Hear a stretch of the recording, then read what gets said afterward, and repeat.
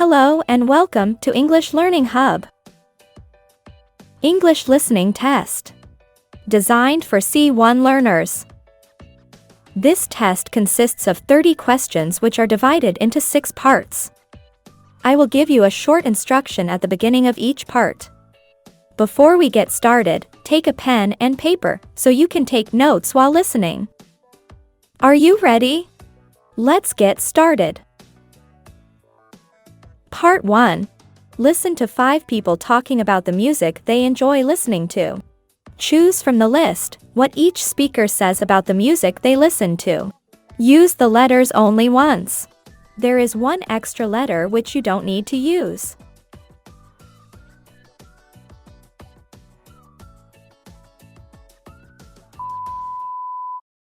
Well, you'd probably expect someone of my age to be really into hip-hop or pop music, and don't get me wrong, I really like that kind of stuff, too.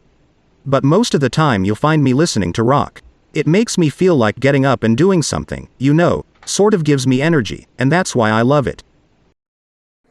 I actually write songs for a very well-known pop group, and I suppose it's because I'm so involved with that end of things that I prefer listening to just classical music in my free time. I especially like pieces written for orchestras.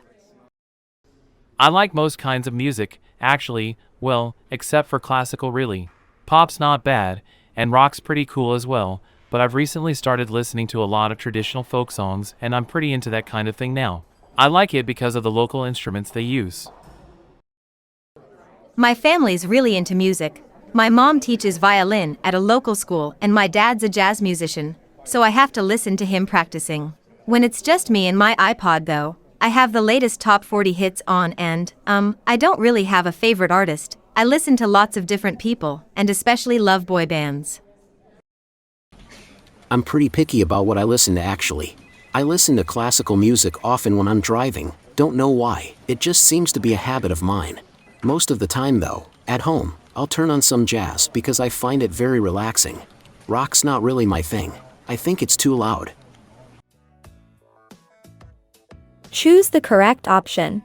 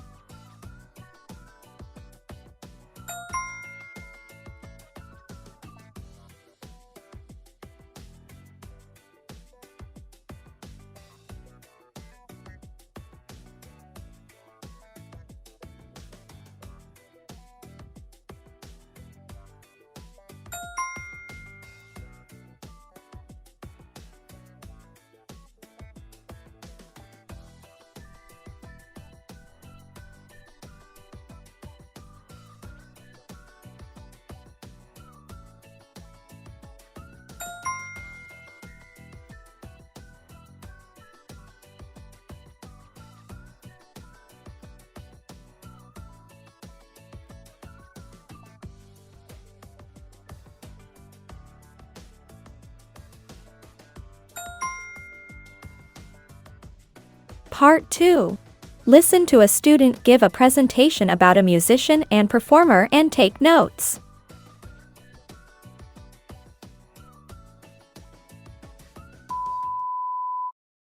My presentation today is on Beyoncé. As you know, I'm her biggest fan.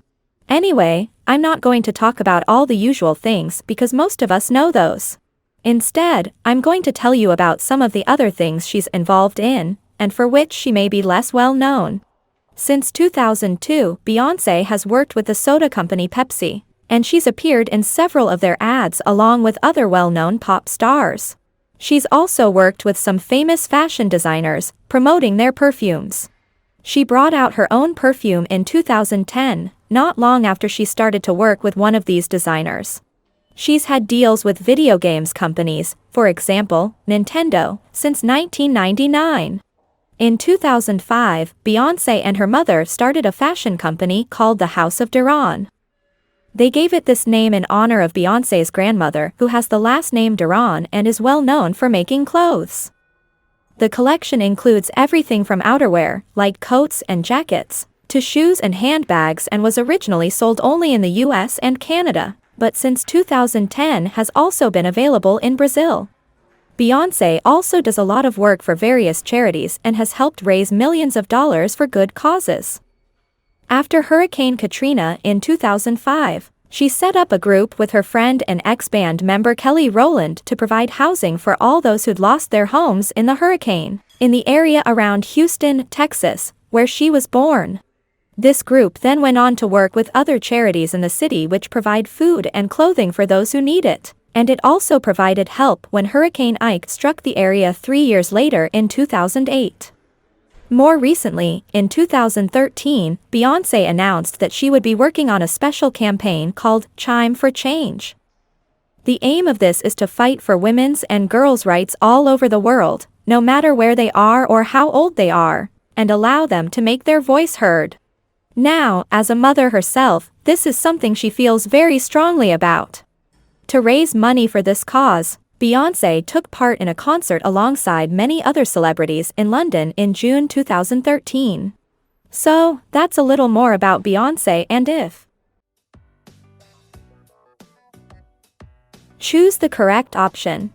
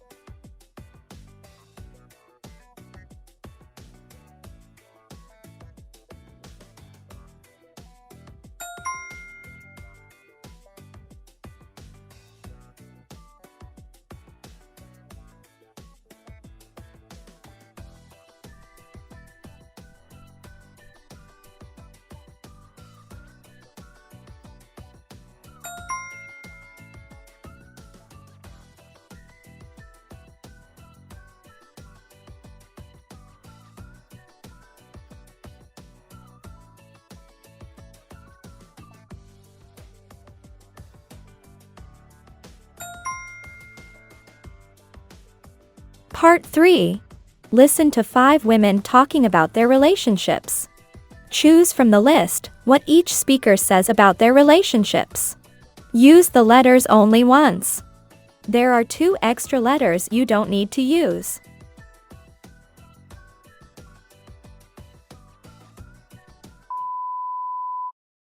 It's the little things he does for me that I think make him special.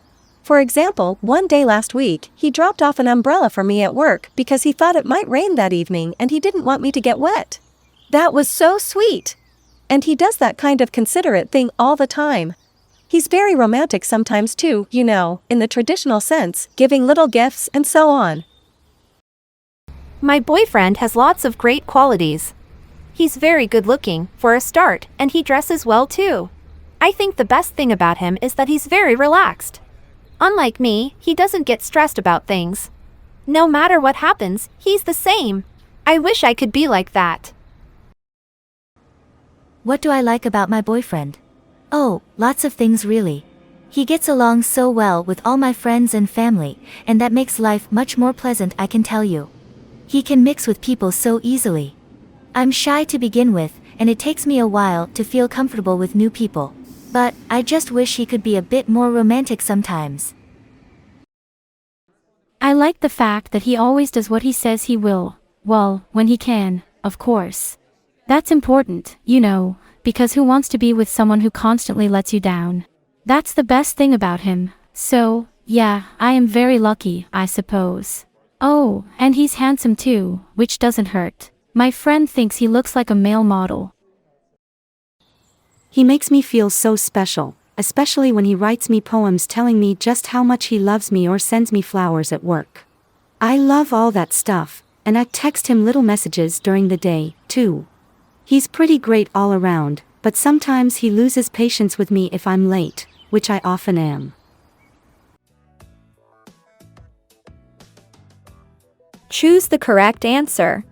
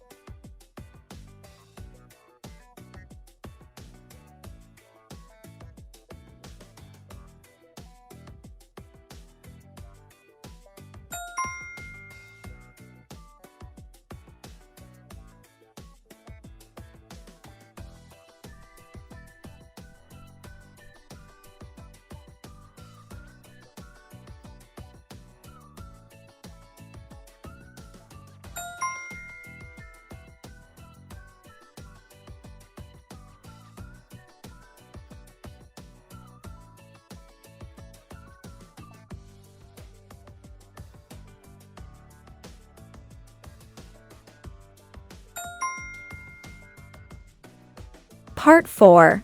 Listen to a health and lifestyle expert talking about ways people can make themselves happy.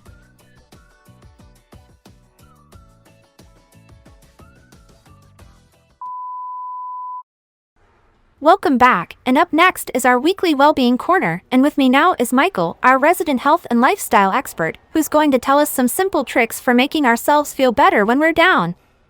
So, Michael, is it really that simple to cheer ourselves up when we're having a bad day? Well, yes, it is actually. The first thing I'd say is that most people have problems with internal dialogue, that little voice in your head that says to you, "Oh, you'll never be able to do that, or you'll fail." This is very damaging. We need to watch out for it and not allow it to affect our decisions about things. It's all about being more positive. That makes sense, I suppose. What else can we do? One of the first things we all need to think about is our sleep. Do you mean we're probably not getting enough sleep? It's more about how we sleep than how much, actually.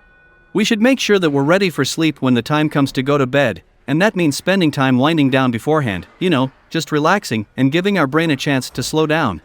People who have trouble getting to sleep should try sleeping in different rooms in the house, or take a hot bath before bedtime. I see. Another thing that's important is laughter. You've heard the saying laughter is the best medicine, I'm sure? Of course. Well, there's a lot of truth in that saying. Laughing really improves our mood, so if you're having a bad day, just act silly once in a while, read some jokes, or watch something funny. And even more importantly, learn not to take yourself too seriously either, and see the funny side of the little things in life. Be a child again. Yeah, I'd go along with that. All good tips. So, is there anything else? Yes, there's what I call getting back to basics. Which means? Just doing simple stuff like reconnecting with old friends, taking the dog for a walk, visiting an art gallery, or listening to your favorite music. Enjoy a long, relaxing bath, read a great book, tell your child a story, or ask an older relative to tell you one. It's the simplest things in life that often give us the most pleasure. I'm with you on that. And finally, there's just one more thing I'd like to add, and that's about friendship. It may seem a bit obvious, but allow love into your life. The ability to love and be loved is a most basic human quality. As a society, I think we seem to have become disconnected, and negative emotions like loneliness, guilt, and anger are symptoms of this. So, if you really want to work on making your attitude more positive, find a way to reconnect with people and establish good relationships with them. And again, that seems very reasonable. Well, Michael, it's been very interesting talking to you, but unfortunately we'll have to end it there. Thanks for joining us. And thank you, it's been a real pleasure. Choose the correct answer.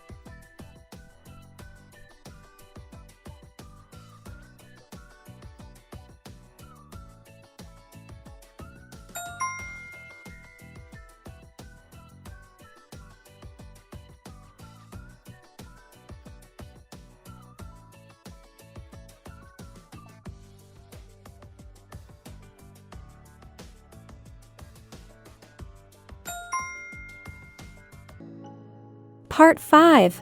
Listen to 5 people talking about keeping in touch with their friends. Which opinion does each person express?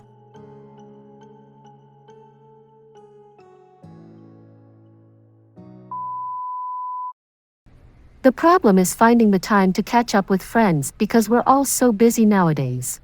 I work long hours, and then I have lots of stuff to do after work, too. I make sure that I meet up with my closest friends for coffee every week or so, though I'd much rather see them than spend ages texting them. For me, you need to be in the same place for a good chat. I've had the same group of friends for years and years, but we don't have nearly enough time to meet up for coffee or meals. So, what we try to do, at least a few times a year, is just get away from it all for a couple of days. We take turns organizing these weekends. They're fun and it means we spend quality time together. It's much better all around. I just moved to a new city and I really miss my old friends. I try to let them know what's going on in my life through Facebook, but not all of my friends use that. We have weekly phone calls and that means I can catch up on all the gossip. We couldn't do that with text messages. My friends are all over the place now, so it's hard to keep in touch with them all. But using Facebook or Twitter means that I can let them know, no matter where they are, what's going on in my life, and of course it works the other way around too. Unfortunately, we don't have many chances to meet up face-to-face for coffee. Well, I send my friends texts every now and then. They're good for double-checking plans and arrangements, you know, at the last minute when you're out. I use email too. I actually spend a lot of time writing emails, but only to elderly relatives who live on the other side of the world, so I don't mind doing it. I love chatting on the phone too, but don't do that very often.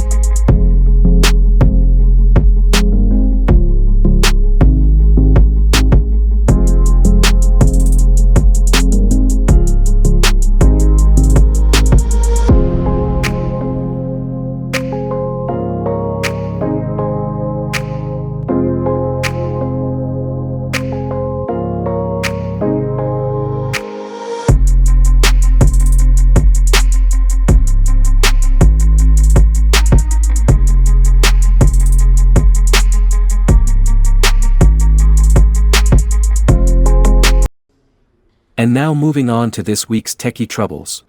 I'm delighted to welcome Vanessa Brown, who's going to talk about staying safe online. Vanessa, thanks for joining us today. It's good to have you with us, and I'm sure you've got lots of good tips for us to take on board. Thanks, yes, there's plenty for everyone to think about nowadays because we're using the internet more and more in every area of our lives, especially when keeping in touch with people, so I'd like to talk about the risks involved in using social networking sites. Now, in many ways these sites have entirely replaced the phone or email, and they've become a way of life, allowing us to share information, experiences, and photos, and so on. And we can check all of this at any time, even using mobile devices, so we're always connected, really, no matter where we go. But it's the very nature of these sites, the fact that there are so many people using them who are unknown to us, that means using them carries a degree of risk, including becoming a target for cybercriminals. I see. Could you give us some examples of that? Yes, of course. Well, one of the first dangers that comes to mind is that of giving away private information.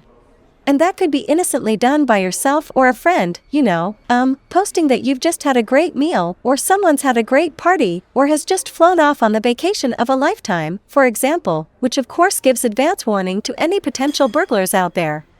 That's true. I've heard of that kind of thing happening. So, what else do we need to think about? Well, another thing to be very careful about is opening attachments or photos within messages, especially from people you don't know.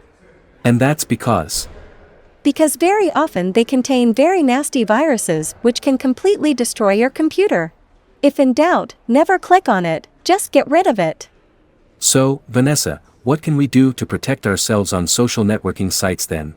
Can you give us 1 or 2 top tips? First of all, spend some time learning how to use the site properly, take a tour, and read all the help features they have. For example, use the privacy features to restrict strangers' access to your profile, and besides family members and your own close friends or perhaps colleagues, be cautious about who you let join your network. That's good advice. And secondly, and this may seem like common sense, really, remember that what goes online stays online. I think I see where you're going with this one. Yes, don't say anything or publish any photos which could potentially be a source of embarrassment in the future. Once it's done, and it could come back to bite you in the future. It's best to learn how to remove your name from photos you don't want anyone to see, just in case someone does post one. Yes, especially nowadays with more and more employers checking social networking sites. Exactly. The worst that could happen is that you end up getting fired. Well, thanks very much, Vanessa. It's been great talking to you. Thanks.